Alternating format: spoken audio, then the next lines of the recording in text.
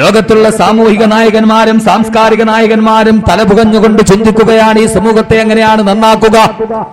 വഴിതെറ്റിപ്പോകുന്ന യുവത, സദാചാരം നഷ്ടപ്പെട്ടുപോയ ദുരാഗ്രഹത്തിന്റെയും ദുരാധാരത്തിന്റെയും മദ്യത്തിന്റെയും മയക്കുമരുന്നിന്റെയും ഹശീഷിന്റെയും ഗഞ്ചാബിന്റെയും ചൂതാട്ടത്തിന്റെയും ചൂതുകളിയുടെയും എന്നുവേണ്ട സർവ്വതിന്റെയും വിളനിലങ്ങളായി മാറിപ്പോകുന്ന യുവത, ഈ സമൂഹം മുഴുവനും ഒരു രീതിയിൽ പുരോഗതിയിൽ നിന്ന് പുരോഗതിയിലേക്ക് കുതിച്ചു പായുമ്പോഴും ഇൻഫർമേഷൻ ടെക്നോളജിയുടെ വികസനം മുഴുവനും മനുഷ്യന്റെ കാലുകളിൽ ചക്രം ഘടിപ്പിച്ചതുപോലെ മനുഷ്യൻ പുരോഗതിയിൽ നിന്ന് പുരോഗതിയിലേക്ക് കുതിച്ചു പായുമ്പോഴും അവൻ അനുഭവിച്ചു പോകുന്ന സദാചാര തകർച്ച ലോകത്തുള്ള മനസ്സാക്ഷിയുള്ള മനുഷ്യന് ഇരുത്തി ചിന്തിപ്പിക്കേണ്ട ഒരവസ്ഥയിലേക്ക് സാമൂഹ്യ ക്രമം മാറിക്കൊണ്ടുപോയിക്കൊണ്ടേയിരിക്കുന്നു. ലോകത്തിൽ പുരോഗതിയുടെ കാര്യത്തിൽ യാതൊരുവിധ പ്രശ്നങ്ങളുമില്ല.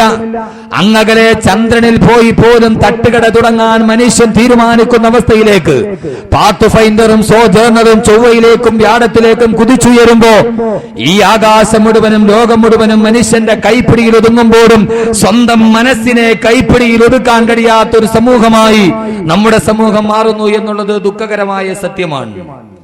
ഈ ഗോളങ്ങൾ മുഴുവനും നമ്മുടെ കയ്യിൽ, ഈ ലോകം മുഴുവനും ഗ്ലോബൽ വില്ലേജ് എന്ന സങ്കല്പം യാഥാർത്ഥ്യമാകുമ്പോ ഈ ലോകം മുഴുവനും ഒരു ചെറിയ ഗ്ലോബ് പോലെ, ഒരു പന്ത് പോലെ ഉള്ളം കൈയുടെ ഉള്ളിൽ നമുക്ക് സ്വായത്തമാക്കാൻ കഴിയുന്നു. പക്ഷേ നമ്മുടെ മനസ്സിനെ നിയന്ത്രിക്കാൻ നമുക്ക് കഴിയുന്നില്ല. സ്വാമി വിവേകാനന്ദൻ ചോദിച്ചതുപോലെ, മനുഷ്യ, ആകാശത്തുകൂടി ഒരു പറവയെ പോലെ പറന്ന് നടക്കാൻ നിനക്ക് കഴിയുന്നുണ്ട്, പക്ഷേ ഭൂമിയുടെ മുകളിലൂടെ ഒരു മനുഷ്യനെ പോലെ നടക്കാൻ നിനക്ക് കഴിയുന്നില്ലല്ലോ എന്ന്. ആകാശത്തുകൂടി പക്ഷിയെ പോലെ പറക്കാൻ നിനക്ക് കഴിയും, പക്ഷേ സ്വാമി വിവേകാനന്ദൻ ചോദിച്ചു, ഭൂമിയുടെ മുകളിലൂടെ ഒരു മനുഷ്യനെ പോലെ നടക്കാൻ നിനക്കെന്തേ കഴിയുന്നില്ല? ഈ യുവത ചെയ്തുകൂട്ടുന്ന വിവര സാങ്കേതിക വിദ്യയുടെ വിദൂര സാധ്യതകൾ മുഴുവനും ലോകം സ്വായത്തമാക്കി കഴിഞ്ഞപ്പോ കൂണുപോലെ പട്ടണ പ്രദേശങ്ങളിൽ മുളച്ചു പൊന്തുന്ന ഇന്റർനെറ്റ് കഫേകളുടെയും സൈബർ കഫേകളുടെയും ഇനിന്ന വെളിച്ചത്തിൽ സന്ധ്യാസമയമാകുമ്പോൾ നിയോൺ ബൾബുകളുടെ അരണ്ട വെളിച്ചത്തിൽ പോയി ഇന്റർനെറ്റിന്റെ ചാറ്റിംഗ് നടത്തിയിട്ട് അതിന്റെ കീഴിലുള്ള അശ്ലീലങ്ങൾ മുഴുവനും ജീവിതത്തിന്റെ കിടപ്പുമുറിയിൽ കണ്ടുകൊണ്ട് ലോകത്തിൽ അരാധകത്വത്തിന്റെ വക്താക്കളാക്കി ഈ ലോകത്തിന്റെ സർവ്വമാടിത്തരത്തിന്റെയും വക്താക്കളായി ലോകത്തിന്റെ യുവസമൂഹം മാറിക്കൊണ്ടിരിക്കുമ്പോ എന്റെ പ്രിയപ്പെട്ട സഹോദരങ്ങളെ, ഒരർത്ഥത്തിൽ പറഞ്ഞാൽ 12 വയസ്സുകാരൻ പോലും 7 വയസ്സുകാരിയെ ക്രൂരമായി ബലാത്സംഗം ചെയ്യുന്ന വർത്തമാനകാല സാഹചര്യത്തിലേക്ക് വൈകുന്നേരം സ്കൂൾ വിട്ട് വന്ന വിദ്യാർത്ഥി യൂണിഫോം പോലും ഒന്ന് മാറാൻ സമയം കിട്ടാതെ വീട്ടിൽ ഒരു നേരത്തെ ചായ കുടിക്കാൻ വേണ്ടി ഒരൽപ്പം പഞ്ചസാര വാങ്ങിക്കാൻ പലചരക്ക് കടയിൽ പോകുന്ന പെൺകുടിയെ അവളുടെ തൊട്ടടുത്ത് താമസിക്കുന്ന 12 വയസ്സുകാരനായ ഒരു ബാലൻ ജീവിതത്തിന്റെ ശരിയും തെറ്റും തിരിച്ചറിയാൻ കഴിയാത്ത, സത്യാസത്യ വിവേചനം പോലും നടത്താൻ കഴിയാത്ത 12 വയസ്സുകാരനായ ഒരു ബാലൻ പഞ്ചസാരയും വാങ്ങിച്ചു കൊണ്ടുപോകുന്ന പുള്ളി പാവാടക്കാരിയെ കടന്നു പിടിച്ച് ബഹളം വെക്കുമ്പോൾ അവളെ വായി കൂട്ടിപ്പിടിച്ച് അവസാനം ആ പെൺകുടിയുടെ മാനം മുഴുവനും കവർന്നെടുത്തിട്ട് അവളെ കൊണ്ടുപോയി അടുക്കളയുടെ സ്ലാബിന്റെ കീഴിൽ കൈകാലുകൾ വെട്ടിയെരിഞ്ഞിട്ട് ചാക്കിന്റെ ഉള്ളിൽ കെട്ടിവെക്കാൻ മാത്രം ഒരു 12 വയസ്സുകാരൻ ബാലൻ പോലും ചെയ്യുന്നു എന്ന് പറയുമ്പോ നമ്മുടെ വർത്തമാനകാല സാഹചര്യത്തിന്റെ ചുവരെഴുത്തുകൾ ഇതിനേക്കാൾ പറ്റിയ ഒരു വാർത്ത നമുക്ക് പറയാനില്ല. ഉണ്ടോ? പറയാനുണ്ടോ? പറയാനില്ല. 12 വയസ്സുകാരന്റെ മുന്നിലൂടെ, വേണ്ട 10 വയസ്സുകാരന്റെ മുന്നിലൂടെ 2 വയസ്സുകാരി പെണ്ണാണെങ്കിൽ അവൾക്ക് ഇഴഞ്ഞു നടക്കാൻ പോലും ധൈര്യം വരാത്ത കാലം ഈ സമൂഹം ചെയ്തു കൂട്ടുന്ന ഈ സമൂഹത്തിന്റെ പോക്ക് എങ്ങോട്ടാണ് പോവുക? വയനാട് ജില്ലയിലെ സുൽത്താൻ ബത്തേരി കൽപ്പറ്റയിൽ ഫസ്റ്റ് ജുഡീഷ്യൽ മജിസ്ട്രേറ്റിന്റെ മുന്നിൽ ഒരു കേസെത്തി. കേസ് എന്താണെന്നറിയുമോ? മകളാണ് പിതാവിനെതിരെ കേസ് കൊടുക്കുക.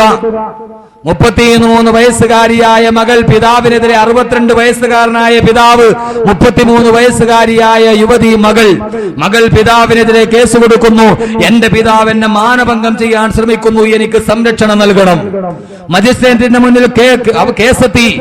പിതാവിനെ പ്രതിക്കൂട്ടിൽ കയറ്റി വിചാരണ ചെയ്യുമ്പോൾ മജിസ്ട്രേറ്റിന്റെ ചേംബറിന്റെ മുന്നിൽ നിന്നിട്ട് 62 വയസ്സുകാരനായ തന്റെ മകളെ സദാചാരം പഠിപ്പിച്ചു കൊടുക്കേണ്ട പിതാവ് പൊട്ടിത്തെറിച്ചുകൊണ്ട് പറയുന്നു മജിസ്ട്രേറ്റിന്റെ മുന്നിൽ, കഴിഞ്ഞ 13 വർഷക്കാലമായി ഞാനും എന്റെ മകളും തമ്മിൽ അവിഹിതമായ ബന്ധമുണ്ട്. ഇപ്പോൾ അവൾ ചില ചില്ലറ പ്രശ്നങ്ങളുടെ പേരിൽ എന്നെ കോടതി കയറ്റിയതാണ്. ബഹുമാനപ്പെട്ട കോടതി ഇത് മനസ്സിലാക്കണമെന്ന് ഫസ്റ്റ് ജുഡീഷ്യൽ ഒരു ന്യായാധിപന്റെ മുന്നിൽ ചേംബറിൽ വെച്ചുകൊണ്ട് ഞാനും എന്റെ മകളും തമ്മിൽ 12 വർഷമായി വടിവിട്ട ലൈംഗികതയുണ്ട് എന്ന് ഒരു പിതാവ് പോലും തെളിച്ചു പറയുന്ന ഒരു കാലത്തിലേക്ക് ഈ സമൂഹം മാറുമ്പോ സമകാലീന കേരളമേ ലജ്ജിക്കുക. സമകാലീന കേരളമേ ലജ്ജിക്കുക. നമ്മുടെ സമൂഹത്തിന്റെ ദുരന്ത ചിത്രങ്ങളാണിത്. എന്റെ പ്രിയപ്പെട്ട സഹോദരങ്ങളെ, ഈ യുവത ചെയ്തു കൂട്ടുന്ന മദ്യത്തിന്റെയും മയക്കുമരുന്നിന്റെയും അടിമകളായി യുവത ചെയ്തു കൂട്ടുന്ന, എന്തിനേറെ യുവതികളും യുവാക്കളും അടങ്ങുന്ന സമൂഹം കുറെ കാലങ്ങൾക്ക് മുമ്പ് ക്യാമ്പസുകളെ പ്രണയത്തിന്റെ പൂവിട്ട് മുട്ടിട്ട് കൊണ്ടുവന്ന് ക്യാമ്പസിലെ പ്രണയം മുട്ടിട്ട് ആ കാമുകന്റെ കൂടെ ജീവിക്കാൻ വേണ്ടി തീരുമാനിക്കുമ്പോ അവൻ അന്യസമുദായക്കാരനും കീഴ്ജാതിക്കാരനും ആയതിന്റെ പേരിൽ സ്വന്തത്തിന്റെ പിതാക്കന്മാര് വിവാഹം നടത്താൻ ധൈര്യപ്പെടാത്തപ്പോ മറ്റൊരാളുമായി വിവാഹം കഴിച്ച് സ്വന്തം കാമുകന്റെ കൂടെ ജീവിക്കാനുള്ള ആഗ്രഹത്താൽ സ്വന്തം കഴുത്തിൽ മിന്നുകെട്ടിയ ഭർത്താവിന് മൂന്നാറിലേക്ക് വിനോദയാത്രയുടെ പേരും പറഞ്ഞുകൊണ്ട് വിളിച്ചുകൂട്ടിയിട്ട് വാടക കൊലയാളിയെ സ്വന്തം കാമുകന്റെ കയ്യിൽ സ്വന്തം ഭർത്താവിന്റെ തോളിൽ കൈയിട്ടുകൊണ്ടിരിക്കുമ്പോഴും സ്വന്തം മൊബൈൽ ഫോണിലൂടെ സ്വന്തം ഭർത്താവിനെ കൊല്ലാനുള്ള ഇടം കാട്ടിക്കൊടുക്കുന്ന അവസ്ഥയിലേക്ക് ഒരു പെണ്ണതപ്പതിക്കുമ്പോ വിനോദയാത്രയുടെ പേരും പറഞ്ഞ് ഭാര്യയുടെ തൊട്ടടുത്ത് കല്യാണം കഴിഞ്ഞിട്ട് ഉടനെ ഭാര്യയുടെ കൂടെ ഹണിമൂൺ ആഘോഷിക്കാൻ വേണ്ടി വരുന്ന പ്രിയപ്പെട്ട ഭർത്താവിനെ രഹസ്യ കാമുകന്റെ സഹായത്തോടെ കഴുത്തിൽ കയറിട്ട് കൊലപ്പെടുത്തുന്ന യുവതികളുടെ കാലം വരുമ്പോ ഈ ലോകം വരുന്ന ഏറ്റവും വലിയ വിപത്തിലേക്കാണ് ഇത് ചൂണ്ടിക്കൊണ്ടുപോവുക. എന്റെ പ്രിയപ്പെട്ട സഹോദരങ്ങളെ, കൂടുതൽ ഞാൻ പറയുന്നില്ല. നമുക്കറിയാം നമ്മുടെ നാടുകളിൽ സംഭവിക്കുന്നത് എന്താണ്. നമുക്കറിയാം നമ്മുടെ നാടുകളിൽ സംഭവിക്കുന്നത് എന്തിനാണെന്ന്. ഒരു നേരം മദ്യപിക്കാനുള്ള കാശിന് വേണ്ടി പാവപ്പെട്ട ടാക്സി ഡ്രൈവറെ പിടിച്ചുകൊണ്ടുപോയി കൊലപ്പെടുത്തി കൊക്കയിൽ തള്ളുന്ന യുവാക്കളുടെ കാലം. അതിലുമുണ്ടാകും മുസ്ലിം ചെറുപ്പക്കാർ, അങ്ങനെ ഒരു തൗഫീഖ് ഉണ്ട്. ഏത് കാര്യം എടുത്താലും ബറക്കത്തിന് വേണ്ടി ഒരു മുസ്ലിമിന്റെ പേരുണ്ടാവും, അല്ലേ? ഏത് കാര്യം എടുത്താലും ബറക്കത്തിന് വേണ്ടി ഒരു മുസ്ലിമിന്റെ പേര്. ഏത് പെൺവാണിപ്പ് എടുത്താലും ബറക്കത്തിന് വേണ്ടി ഒരു മുസ്ലിമിന്റെ ഒരു ബിസ്മി പറഞ്ഞ് ഉദ്ഘാടനം ചെയ്യാൻ. ഏതിലായില്ലാത്തത് കടവന്ത്ര പെൺവാണിപത്തിലുണ്ട്, കിളിരൂര് പെൺവാണിപത്തിലുണ്ട്, വിതുര പെൺവാണിപത്തിലുണ്ട്, പിന്നെ ഇപ്പൊ അടുത്ത് നടന്നേതാ കവിയൂര് പെൺവാണിപത്തിലുണ്ട്. എല്ലാത്തിലും ഉണ്ട്. ഓരോ സൂര്യനിലെ കാര്യം പിന്നെ പറയേണ്ട. ഒരു ജുമൈക്കുള്ള ആളുണ്ടായിരുന്നു, 40 പേരാ. എന്റെ പ്രിയപ്പെട്ട സഹോദരങ്ങളെ, സമൂഹം ഈ അവസ്ഥയിലേക്ക് എത്തിച്ചെല്ലുമ്പോ, ഈ ഒരു അവസ്ഥയിലേക്ക് കടന്നു ചെല്ലുമ്പോ ലോകത്തുള്ള മനുഷ്യർ മുഴുവനും സദാചാര തകർച്ചയുടെ, നിലവാര തകർച്ചയുടെ, മദ്യവും മയക്കുമരുന്നും ഹശീഷും ഗഞ്ചാവും ഒക്കെ ബസിന്റെ സീറ്റിന്റെ അടിയിൽ ഒളിച്ചു കൊണ്ടുവരുന്ന ഗഞ്ചാവുമായി പിടിച്ചു വെക്കുന്ന യുവാവ്, ആ യുവാവ് 23 വർഷക്കാലമായി ഗഞ്ചാവിന്റെ അടിമയാണെന്ന് പത്രമാധ്യമങ്ങൾ രേഖപ്പെടുത്തുമ്പോ കൂടുതൽ പത്രമാധ്യമങ്ങളുടെ സകലങ്ങളിലേക്ക് ഞാൻ കടന്നു പോകുന്നില്ല. പക്ഷേ നാം തിരിച്ചറിയേണ്ട ഒരു വസ്തുതയുണ്ട്.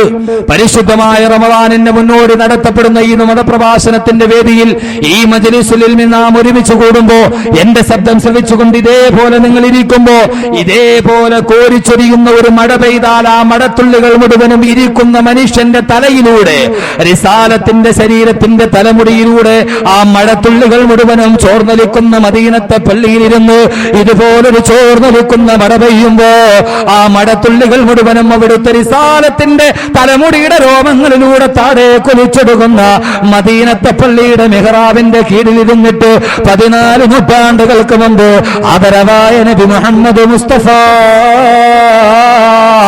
അള്ളാഹുവിന്റെ പ്രവാചകൻ തന്റെ അനുയായികളോട് ചോദിക്കുകയാ, എന്റെ പ്രിയപ്പെട്ട അനുചരന്മാരെ, കൈഫ അന്തും ഇദാ തഗാനിസാഉകും വഫസക ശബാബുകും.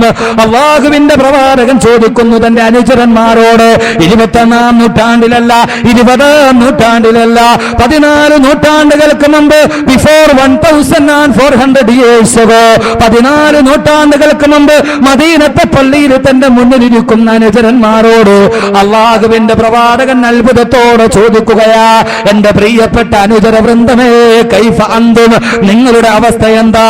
നിങ്ങളെ കുറിച്ച് ചിന്തിച്ചിട്ട് എനിക്ക് സമാധാനം ഉണ്ടാവുന്നില്ല. ഏത് സമയത്തും തന്റെ സമൂഹത്തെ കുറിച്ച് ചിന്തിച്ച പ്രവാചകൻ തന്റെ അനുയായി വൃന്ദത്തെ കുറിച്ച് ഏത് സമയത്തും പതിതമായ മനസ്സോടെ ചിന്തിച്ച പ്രവാചകൻ ചോദിക്കുന്നു, കൈഫ അന്തും, എന്റെ പ്രിയപ്പെട്ട സമൂഹമേ, നിങ്ങളുടെ അവസ്ഥ എന്താ? ഇതോ തഗാനിസാഉകും വഫസക ശബാബുകും. അല്ലാഹുവിന്റെ പ്രവാചകൻ ചോദിക്കുന്നു, എനിക്ക് പിറകെ ഒരു കാലം വരാനുണ്ട്. ഇദാ തഗാനിസാഉകും, എന്റെ സമൂഹത്തിലെ പെണ്ണുങ്ങളെല്ലാം അഹങ്കാരികളായി കഴിഞ്ഞാൽ, ഈ സമൂഹത്തിന്റെ യുവതികൾ വഴിതെറ്റിക്കഴിഞ്ഞാൽ, അള്ളാന്റെ പ്രവാചകൻ ഇവിടെ ഉപയോഗിക്കുന്ന വാക്ക് തഗാനിസാഉകും, ഈ സ്ത്രീകൾ മുഴുവൻ അഹങ്കാരികളായി കഴിഞ്ഞാൽ, പരിശുദ്ധമായ ഖുർആൻ തഗ എന്ന് പറയുന്ന ഒരു പദം ഉപയോഗിക്കുന്നുണ്ട്. അതാരെ കുറിച്ചെന്നറിയുമോ?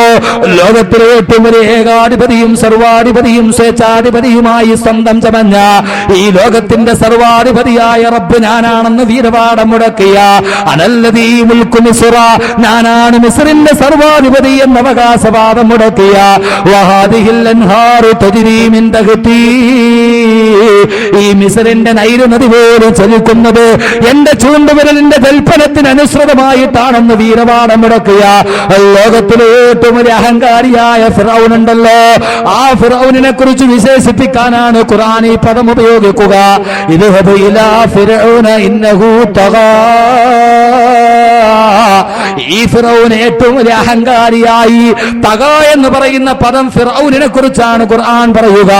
എന്ന് പറഞ്ഞാൽ അഹങ്കാരത്തിന്റെ പ്രതീകമാവുക, സമ്പത്തിന്റെയും അധികാരത്തിന്റെയും പേരിൽ വഴിവിട്ട് അഹങ്കരിക്കുന്നവർക്ക് കുറിച്ചാണ് ഈ പദം ഉപയോഗിക്കുക.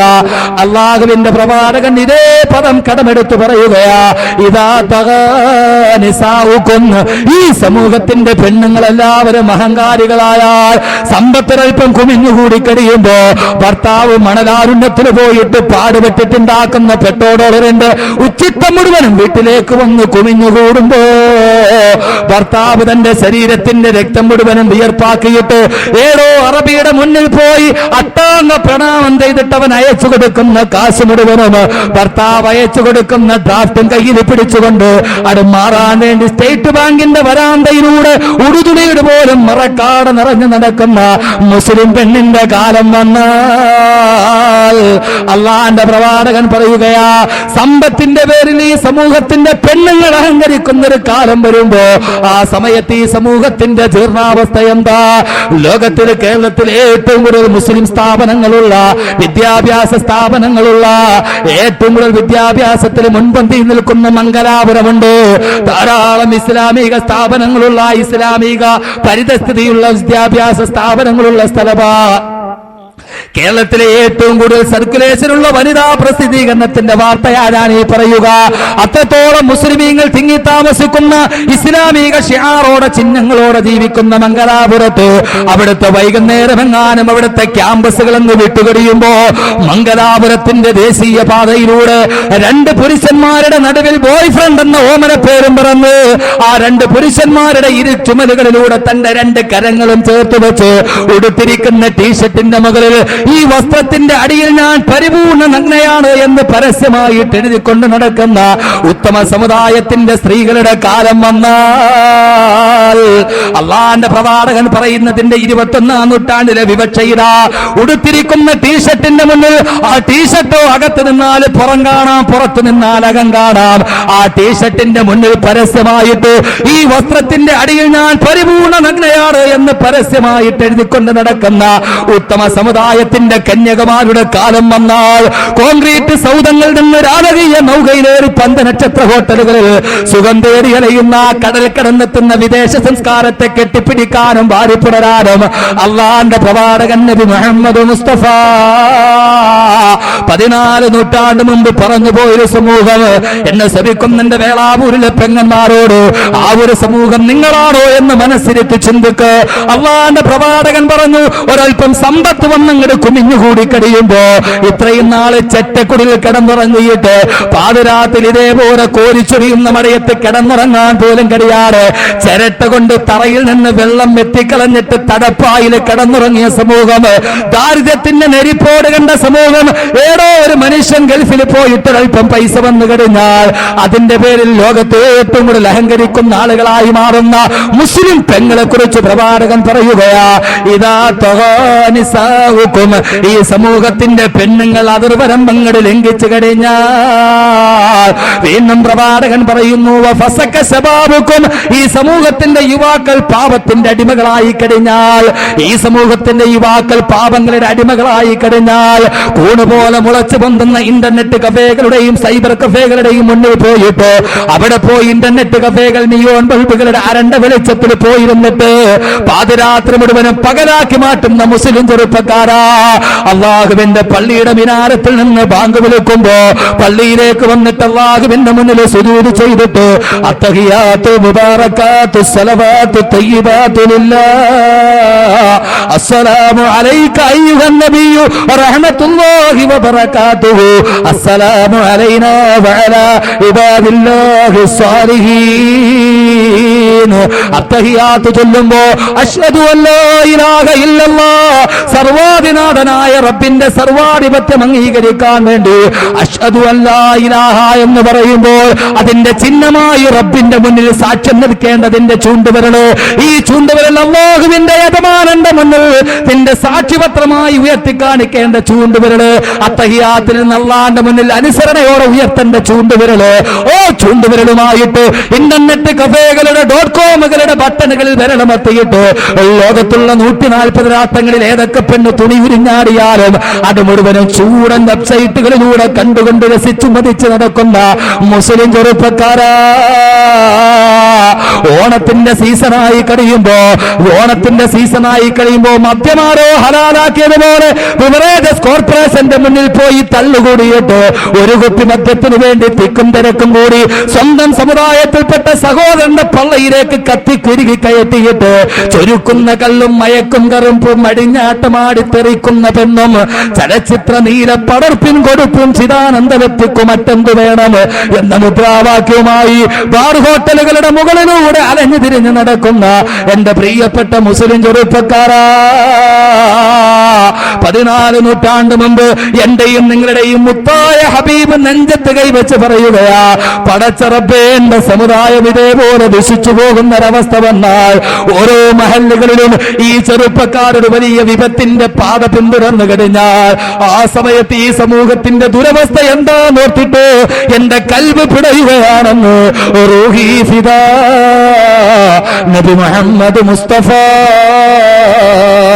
അല്ലാഹുവിന്റെ പ്രവാചകൻ വരാനിരിക്കുന്ന ഒരു കാലഘട്ടത്തെ തന്റെ ക്രാന്തദാർശികതയുടെ അകക്കണ്ണുകൊണ്ട്, 6ാം ഇന്ദ്രിയത്തിന്റെ അകക്കണ്ടുകൊണ്ട് കാണുമ്പോ മുമ്പിൽ നിൽക്കുന്ന സഹാബാക്കൾ വിളിച്ചു ചോദിക്കുന്നു, നബിയേ, അല്ലാഹുവിന്റെ പ്രവാചകന്റെ ഈ വാക്ക് കേട്ടുകൊണ്ട് യുവാക്കളായ സഹാബാക്കൾ ഇരിക്കുകയാ. ആരാ യുവാക്കളുടെ പ്രതീകമെന്നറിയുമോ? അലി ഇബ്നു അബീ ത്വാലിബ് റളിയല്ലാഹു തആല അൻഹുവിനെ പോലെയുള്ള വീരന്മാരായ സഹാബാക്കളാണ്. അലിയുൽ മുർത്തള റളിയല്ലാഹു തആല അൻഹുവിനെ പോലെ യുവാക്കളാ. അലിയുൽ മുർത്തള ചോദിക്കുന്നു, നബിയേ, അകായിനുൻ ദാലിക യാ റസൂലല്ലാഹ്,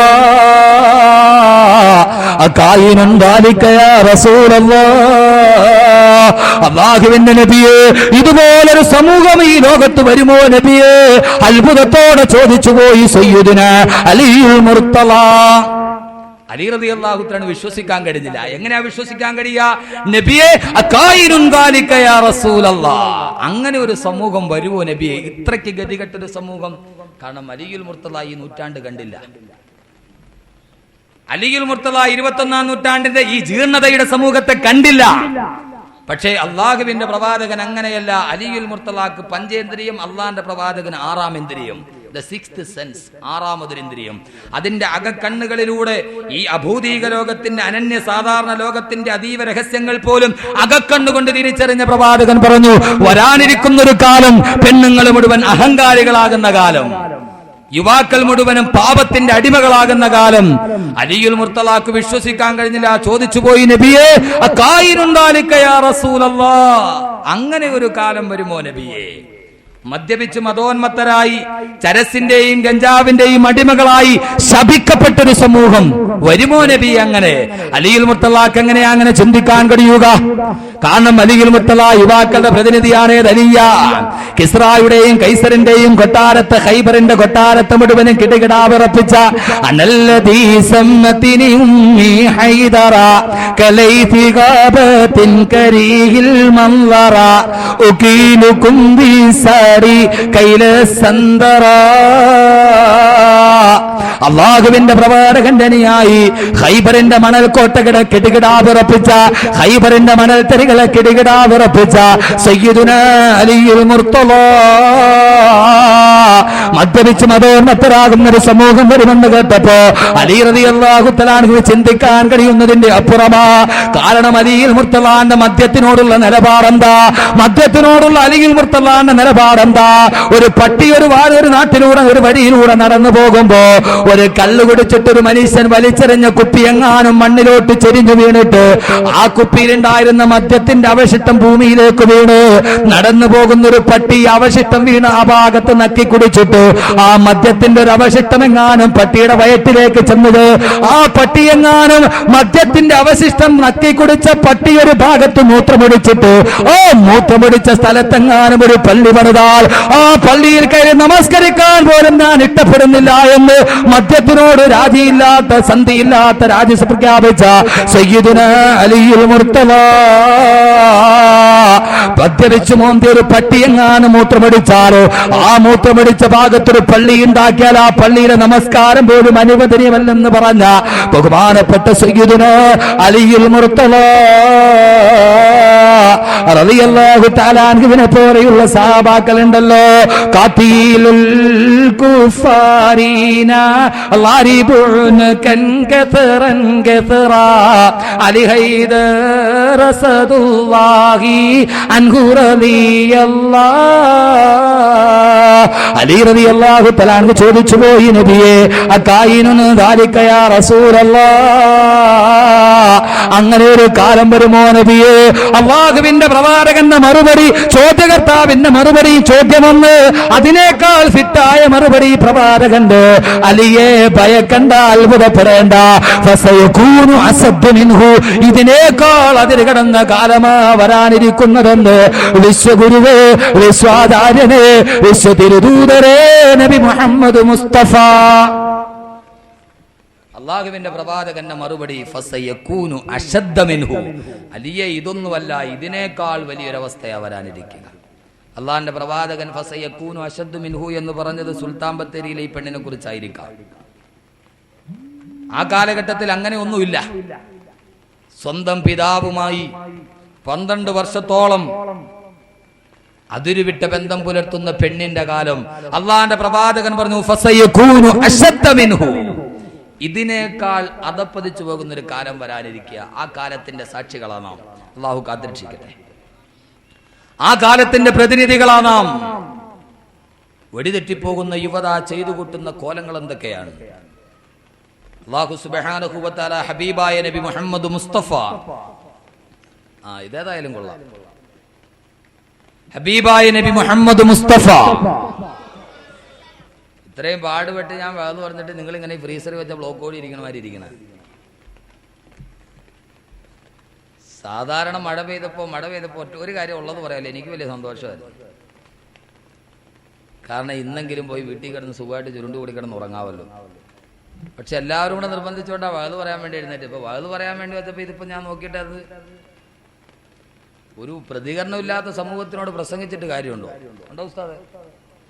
അതുകൊണ്ട് വഴുതിന്റെ ഏറ്റവും വലിയ ഉത്തേജനം എന്ന് പറഞ്ഞാൽ സലാത്താണ്. ഞാൻ എല്ലാ സദസ്സുകളിലും പറയാറുണ്ട്, സലാത്ത് പറയുന്ന കാര്യത്തിൽ ഈ സമൂഹം വളരെ പിന്നിലാണ്. ഈ സദസ്സിന്റെ ഉത്തേജനം, ഇവിടുത്തെ ദുആ അത് കബൂലാകുന്നത് സലാത്ത് കൊണ്ടാണ്. അതുകൊണ്ട് ഈ വയലിന്റെ സദസ്സിൽ ഇരിക്കാൻ ആർക്കെങ്കിലും ഒരു യോഗ്യത, ഒരു പാസ് വേണമെന്ന് ഇവിടെ ആരെങ്കിലും തീരുമാനിച്ചാൽ ആ പാസ് സലാത്താണ്. അതുകൊണ്ട് ഉറക്കെ ചൊല്ലിക്കോ, ഹബീബായ നബി മുഹമ്മദ് മുസ്തഫ. പോരാ, തലയാടി വാലാടിയില്ല. ആദരവായ നബി മുഹമ്മദ് മുസ്തഫ, താജ്ദാറെ മദീന നബി മുഹമ്മദ് മുസ്തഫ, കഅബേ കെ ബദറുദ്ദുജാ നബി മുഹമ്മദ് മുസ്തഫ, മക്കയുടെ പൂനിലാവേ നബി മുഹമ്മദ് മുസ്തഫ, മദീനയുടെ രാജകുമാരനേ നബി മുഹമ്മദ് മുസ്തഫ, സഫാ മലയുടെ സാത്വികനേ നബി മുഹമ്മദ് മുസ്തഫ, बरबहर में तेरी रोशनी, तुझको खत्म पैगंबरी, तुझको पैद सिवा कोई वो यकीम किसी की मजाल है। सल्लु अलैहि वालिही, सल्लु अलैहि वालिही, न फसील है न महल फरा, तेरी फर्श है वही बुरिया, तेरी जिस्म में पाक पीक कुबा वही तार तार है जा बजा, तेरी सादगी तेरी कमाल है। सल्लु अलैहि वालिही, सल्लु अलैहि वालिही। ആദരവായ നബി മുഹമ്മദ് മുസ്തഫ സല്ലല്ലാഹു അലൈഹി വസല്ലം. മൂന്നാമത്തെ ദിവസം വയല് കഴിഞ്ഞ് ഇവിടുന്ന് പിരിയണ വരെ ഈ സലാത്ത് ഇങ്ങനെ തന്നെ ഉണ്ടാവണം. ഇനി സലാത്തിന്റെ ഫളായിൽ പറയാനുള്ള സമയമൊന്നുമില്ല, കേട്ടല്ലോ. അവസാനം വരെ 3 ദിവസം, അവസാനം ഞാൻ ഇവിടുന്ന് പോകുന്നവരെ ഈ സലാത്ത് ഇങ്ങനെ തന്നെ ഉണ്ടാവണം. ഹബീബായ നബി മുഹമ്മദ് മുസ്തഫ. അങ്ങനെ അങ്ങോട്ട് പറയാ കിടുങ്ങട്ടെ എല്ലാവരും. അങ്ങ് റബീഉൽ അവ്വൽ 12 നമ്മൾ ബ്ലോക്ക് ആക്കിയിട്ട് പറഞ്ഞ സലാത്തുണ്ടല്ലോ. റബീഉൽ അവ്വൽ 12 റാലി നടത്തുമ്പോഴേ ബസ്സീക്കിൽ പോണ ആളുകൾ പോലും പേടിച്ചു പോകും. ആ സൈസ് മുദ്രാവാക്യം മുടക്കൂലോ നമ്മള്. റബീഉൽ അവ്വൽ മുദ്രാവാക്യം വിളിക്കുക ഖുർആൻ എന്തൊരു സുന്നത്ത്. റബീഉൽ അവ്വലിന്റെ മുദ്രാവാക്യ ഖുർആൻ എന്തൊരു സുന്നത്ത്. ആള് വിളിച്ചു പറഞ്ഞ ഖുർആനും തിരു സുന്നത്തുന്ന കേട്ടവര് തെളിച്ചു പറയുമ്പോൾ ഖുർആൻ എന്തൊരു സുന്നത്തായി. റബീഉൽ അവ്വൽ 12 മാത്രമേ നമുക്ക് പ്രവാചകനോട് സ്നേഹം ഉണ്ടാവുള്ളൂ, ഇല്ലാത്തപ്പോൾ ഉണ്ടാവില്ല. പ്രവാചകനോട് സ്നേഹം ഉണ്ടാകേണ്ടത് ഇതേപോലെയുള്ള സന്ദർഭങ്ങളിലാണ്, ജീവിതത്തിന്റെ 24 മണിക്കൂറുകളിലും. അതുകൊണ്ട് ഈ സദസ്സ് പ്രതികൂലമായ കാലാവസ്ഥ വന്ന് ആ രീതിയിലാണ് നമ്മൾ സംസാരിക്കുന്നത്. പ്രഭാഷണം നമ്മൾ ഉദ്ദേശിക്കുന്ന രീതിയിൽ എത്തണമെങ്കിൽ നിങ്ങൾ നല്ല രീതിയിൽ ഉഷാറോടുകൂടി ഇരിക്കുക. ഹബീബായ നബി മുഹമ്മദ് മുസ്തഫ. അള്ളാഹുവിന്റെ പ്രവാചകൻ മറുപടി പറഞ്ഞു, ഫസയകൂനു അശദ്ദ മിൻഹു, ഇതിനേക്കാൾ അധപ്പതിക്കുന്ന ഒരു കാലം വരാനിരിക്കുന്നു എന്ന് ഹബീബായ നബി മുഹമ്മദ് മുസ്തഫ. ഈ ദുരന്തകാലത്തിന്റെ, ഈ വർത്തമാനകാല ലോകത്തിന്റെ രേഖാചിത്രമാണിത്. വർത്തമാനകാല ലോകത്തിന്റെ രേഖാചിത്രം എന്ന് പറഞ്ഞാൽ തിരുവനന്തപുരം ജില്ലയിലെ ആറ്റിങ്ങലിൽ നഗരത്തിലെ പ്രശസ്തമായ ഒരു സ്കൂളിൽ ഒരു വിദ്യാർത്ഥിയുടെ രക്ഷകർത്താവിന്റെ പരാതി പ്രകാരം, അധ്യാപകർ കൂടി സ്കൂളിലെ കുട്ടികളുടെ ബാഗുകൾ പരിശോധന നടത്തിയപ്പോ 8, 9, 10 ക്ലാസ്സിൽ പഠിക്കുന്ന 13, 14, 15 വയസ്സുള്ള കുട്ടികളുടെ ബാഗ് പരിശോധിച്ചപ്പോൾ അതിൽ നിന്ന് കിട്ടിയത് 70ഓളം ബ്ലൂ ഫിലിമുകളുടെ കാസറ്റുകളും അശ്ലീല മാസികകളും. ഇതിൽ പ്രതികളായി 11 വിദ്യാർത്ഥിനികളും. ഒന്ന് ആലോചിച്ച് നോക്ക്.